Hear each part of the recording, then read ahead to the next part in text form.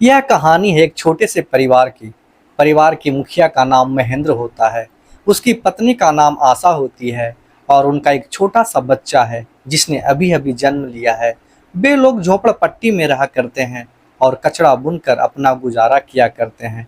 अब इसी तरह से एक दिन सुबह सुबह वो दोनों पति पत्नी कचरा बीनने के लिए चले जाते हैं और रास्ते में एक पीपल का पेड़ था। उससे थोड़ी दूर एक कचरे का ढेर लगा हुआ था।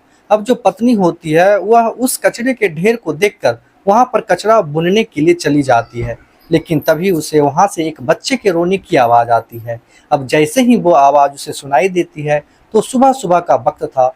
वह एकदम से डर जाती है। वह अपने पति के पास जाती है और उसको पूरी बात बताती है। कहती है कि मैं वहां पर कचरा बीनने के लिए गई थी और वहां से मुझे एक बच्चे के रोने की आवाज आ रही है।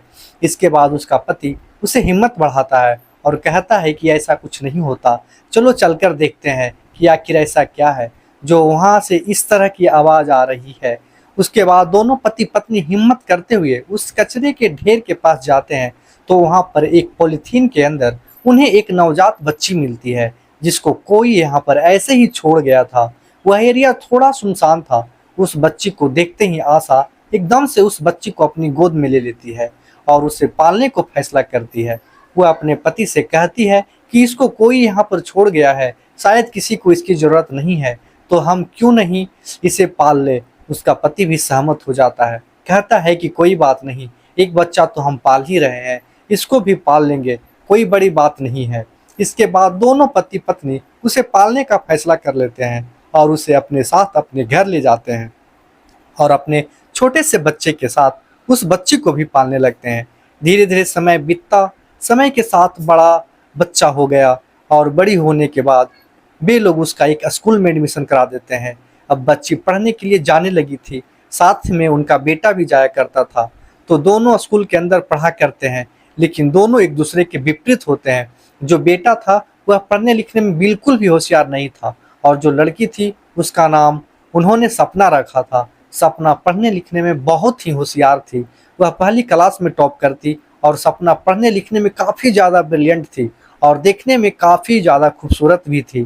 धीरे धीरे कुछ समय और बीतता और कुछ समय बाद वो लड़की 12वीं की क्लास में आ गई थी और वो उससे पहले सभी क्लास में टॉप की थी। यानी कि जिस क्लास में वह पढ़ा करती थी उस क्लास को टॉप किया करती थी और अपने माता पिता का नाम रोशन किया करती थी। इधर जो उनका लड़का था वह हर क्लास में एवरेज नंबरों से पास हुआ करता और 12वीं क्लास में आकर वह फेल हो जाता है क्योंकि उनका लड़का गलत संगति में पड़ गया था और इसी वजह से वह पढ़ाई लिखाई पर ध्यान नहीं देता।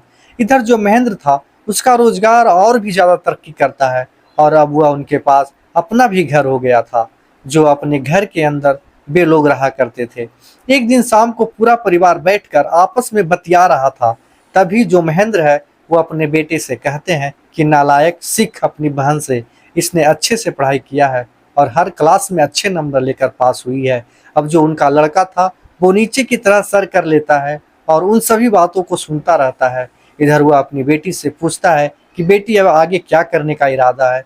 तो उसके बाद उनकी बेटी कहती है कि माँ बाबूजी, मैं पढ़ने लिखने में काफ़ी होशियार हूँ, तो मैं सोच रही हूँ आगे की पढ़ाई करूँ और पढ़ाई करने के बाद एक अच्छी सी नौकरी को प्राप्त करूँ। अब इसके बाद माता पिता दोनों इस बात से सहमत होते हैं और उसका एक कॉलेज में एडमिशन करा देते हैं। जिस कॉलेज में एडमिशन हुआ था वो प्राइवेट कॉलेज था, लेकिन उस कॉलेज में स्कॉलरशिप के आधार पर उसका एडमिशन हो गया था क्योंकि 12वीं क्लास में उसके बहुत ही अच्छे नंबर आए थे और उस नंबर को देखने के बाद कॉलेज वालों ने उसको एडमिशन कम पैसों में कर दिया था ताकि उनके कॉलेज का रिजल्ट अच्छा बना रहे और अगले साल उनके पास एडमिशन के लिए ढेर सारे बच्चे आए और उनका कॉलेज अच्छी तरह से चलने लगे। अब वह लड़की उस कॉलेज में पढ़ रही थी और पढ़ते पढ़ते धीरे धीरे उसका फाइनल ईयर आ जाता है और जैसे बेटी का फाइनल ईयर आ जाता है तो उसके बाद माता पिता उससे कहने लगते हैं कि बेटी अब तू सयानी हो गई है, अब तेरी शादी करवा देते हैं। लेकिन बेटी उनसे मना कर देती है, कहती है कि माँ बाबूजी, मुझे अभी शादी नहीं करनी, मैं पढ़ लिख कर किसी सरकारी पोस्ट को हासिल करना चाहती हूँ और उसके बाद ही शादी करूँगी। इधर जो उनका लड़का था वो पढ़ने लिखने में पहले ही कमज़ोर था तो उसने आगे की पढ़ाई नहीं की थी। वो इधर उधर लड़कों के साथ घुमा करता और ऐसे ही आवारागर्दी किया करता और धीरे धीरे करके वह अपनी बहन सपनों से भी जलने लगा था, क्योंकि माँ बाबूजी जब भी उसे डांटा करते तो सपना का उदाहरण देते थे। इसी वजह से उसके मन में अपनी बहन के प्रति जलन हो जाती है। अब ऐसे ही एक दिन उसके पिता उस पर चिल्लाते हैं, तो चिल्लाने के बाद वह लड़का घर से निकल जाता है और पड़ोस में ही अपने एक दोस्त के पास चला जाता है। वहां जाकर वह दुखी मन से बैठा हुआ था और बैठा बैठा अपने दोस्त से कह रहा था कि मेरी बुद्धि में पढ़ाई लिखाई क्यों नहीं भरती। इतनी देर में उसके दोस्त की माँ वहां पे आ जाती है और इस बात को कहते हुए उस लड़के से सुन लेती है। अब सुनने के बाद वह उस लड़के के पास बैठ जाती है और उसे बचपन की पूरी बातों को बता देती है। वह कहती है कि तेरी बहन तेरी सगी बहन नहीं है, उसको तो जैसे तैसे उठा कर लाया गया था और उसके बाद तेरे साथ इसका पालन पोषण किया गया था। अब इस बात को सुनने के बाद उस लड़के को बड़ा ही गुस्सा आता है, क्योंकि जिस बहन के ऊपर वो उसे डांट रहे थे वो उसकी सगी बहन नहीं थी। लेकिन वो करता भी तो क्या करता, क्योंकि अभी माता पिता कमा रहे थे, वो तो बस घर पर बैठ के खा ही रहे थे। अब इसके बाद ऐसे ही कुछ दिन और बीत जाते हैं और कुछ दिनों बाद जो लड़की थी उसकी ग्रेजुएशन कंप्लीट हो जाती थी और वह अपने माता पिता से कहती है कि माँ बाबूजी अब मुझे कोचिंग करने के लिए दिल्ली जाना होगा और दिल्ली जाने के बाद मैं अपने आगे की पढ़ाई को वहीं से करूँगी, क्योंकि लड़की को पता चल गया था कि एक यूपीएससी की पढ़ाई होती है, उसको करने के बाद एक बड़े अधिकारी बन जाते हैं। उसके बाद जो सपना थी वह उस पढ़ाई को करना चाहती थी और एक बड़ा अफसर बनकर अपने माता पिता का नाम रोशन करना चाहती थी। अब इसके बाद वह अपने माता पिता से कहती है कि माँ बाबूजी मुझे कुछ पैसे चाहिए होंगे ताकि मैं वहाँ पर अपनी कोचिंग को अच्छी तरह से कर सकूँ। अब यह बात जैसे ही लड़के के सामने आती है कि उसके बहन माता पिता से पैसे मांग रही है, तो वह एकदम से बौखला जाता है और वहीं पर अपनी बहन को खरी खोटी सुनाने लगता है।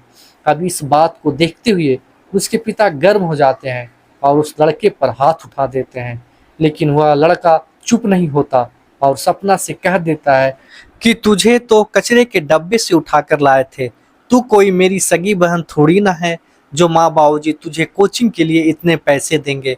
अब इस बात को सुनने के बाद सपना को एकदम से बहुत बड़ा झटका लगता है, क्योंकि अभी तक उसे यह नहीं पता था कि मैं इनकी सगी बेटी नहीं हूँ।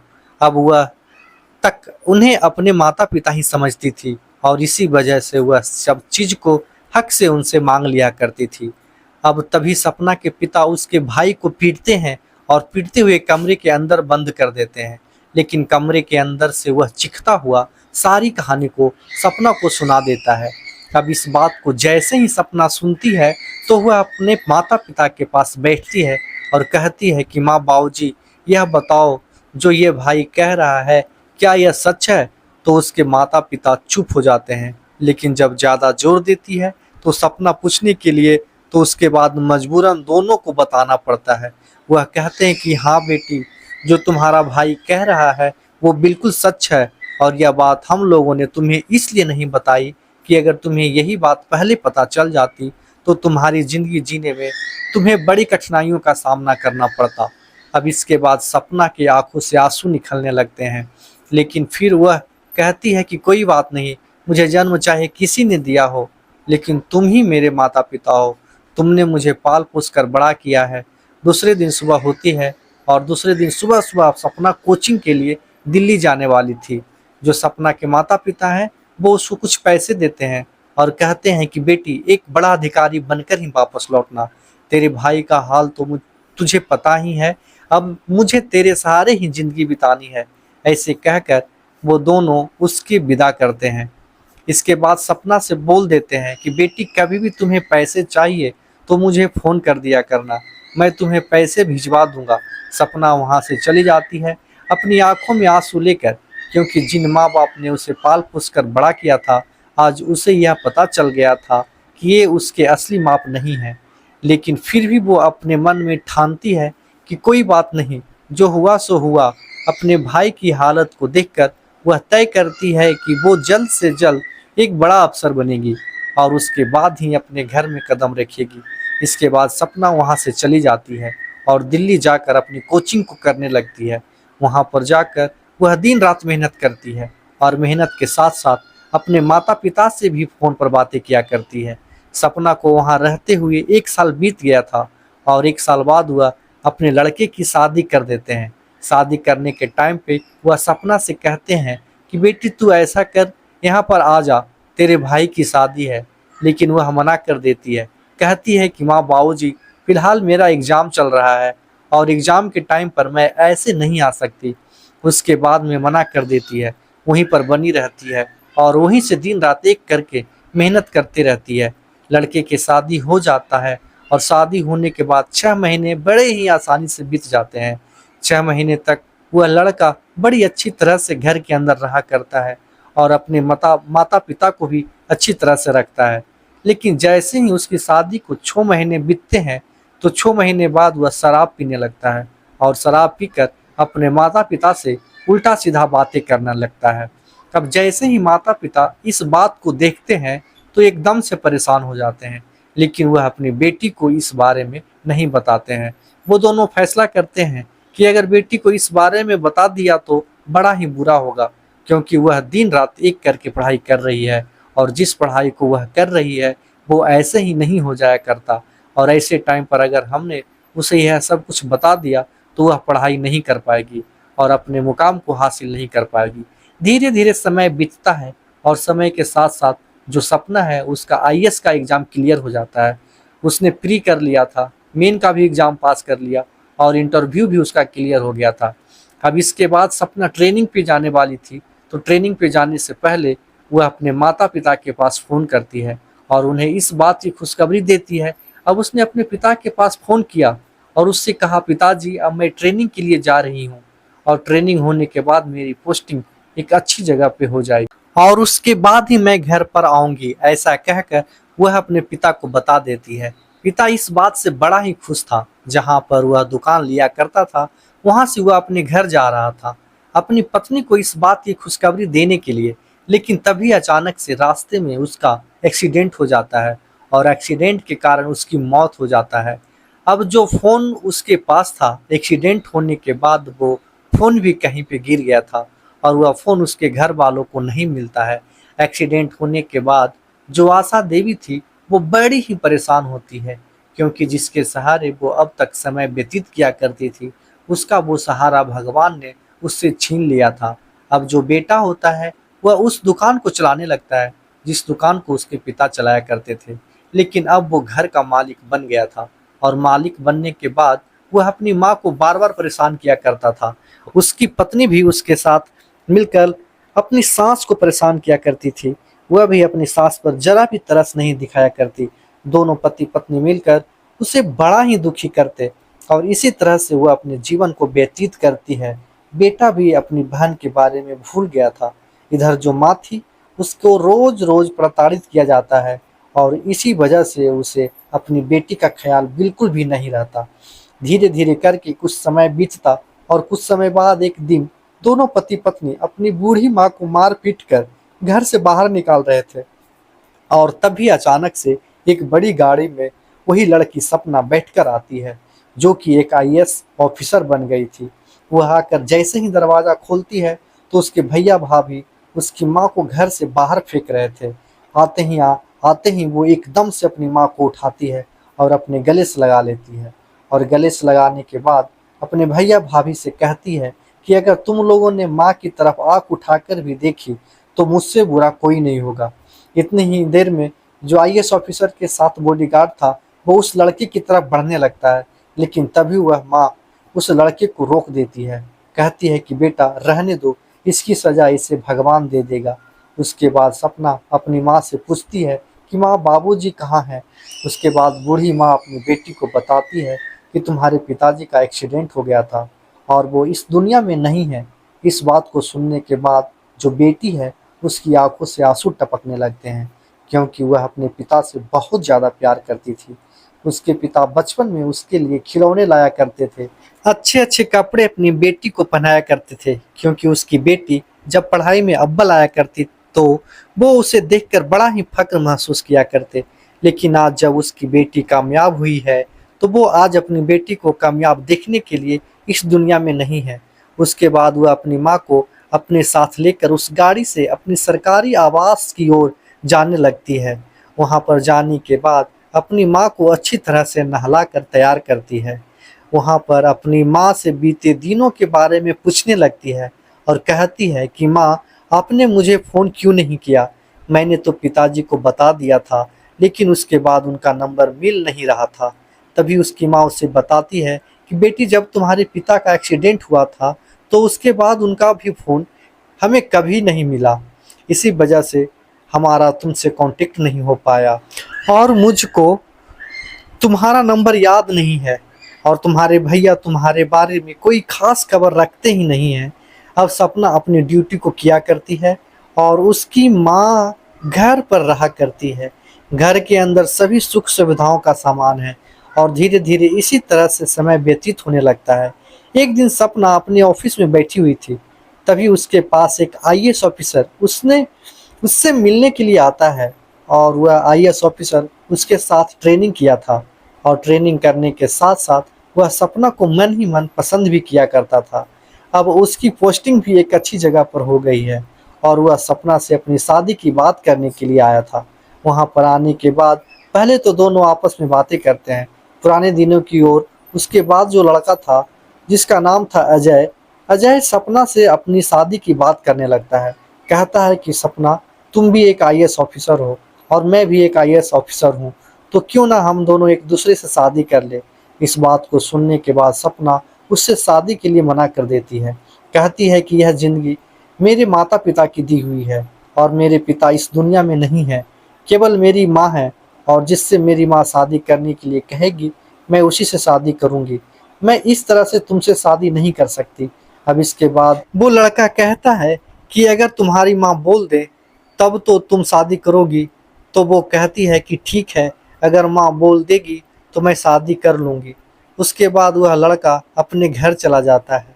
अपने घर जाने के बाद अपने माता पिता को शादी की बात करने के लिए सपना की माँ के पास भेज देता है। अब जैसे ही वे लोग सपना की माँ के पास आए थे तो वहाँ पर आने के बाद उसकी बेटी की शादी की बात करते हैं। अपने बेटे से अपने बेटे के बारे में पूरी बातें बताते हैं। सपना भी वहीं पे थी और बताते हैं कि इन दोनों ने एक साथ ट्रेनिंग की थी और ट्रेनिंग के दौरान हमारा लड़का आपकी लड़की से प्यार कर बैठा है और वो इसी से शादी करने की जिद करने लगा है। इसके बाद बूढ़ी माँ अपनी बेटी से पूछती है कि बेटी, क्या ये सही कह रहे हैं? तो बेटी एकदम से शर्मा कर वहाँ से चली जाती है। अब जैसे ही बेटी शर्मा कर गई थी तो माँ को पता चल जाता है कि ये लोग सही कह रहे हैं। उसके बाद वह शादी के लिए हामी भर देती है और सपना की शादी उस लड़के से हो जाता है। शादी होने के बाद वह लड़का सपना की माँ को भी अपने साथ रखता है और अपने माँ बाप के साथ उस माँ की भी सेवा किया करता है। धीरे धीरे समय बीतता है और समय के साथ साथ जब सपना की माँ घर से बाहर निकला करती तो लोग उसे बड़ी ही इज्जत दिया करते। कहा करते कि कलेक्टर साहिबा की माँ आ गई, आइए माँ बैठिए। अब इस बात को सुनने के बाद जो सपना की माँ है उसका सीना चौड़ा हो जाया करता है, लेकिन जब वो अपने बेटे के बारे में सोचा करती है तो मायूसी उसे घेर लिया करती है। तो यह कहानी एक ऐसी लड़की की थी जिसको कचरे के ढेर में फेंक दिया गया था, लेकिन एक परिवार ने उसे पाल पोस कर बड़ा किया और बड़ा होने के बाद वो एक आईएएस ऑफिसर बन गई और इस समाज के अंदर अपना वजूद कायम किया। आप क्या कहना चाहते हैं सपना के बारे में? क्या कहना चाहते हैं सपना की माँ के बारे में?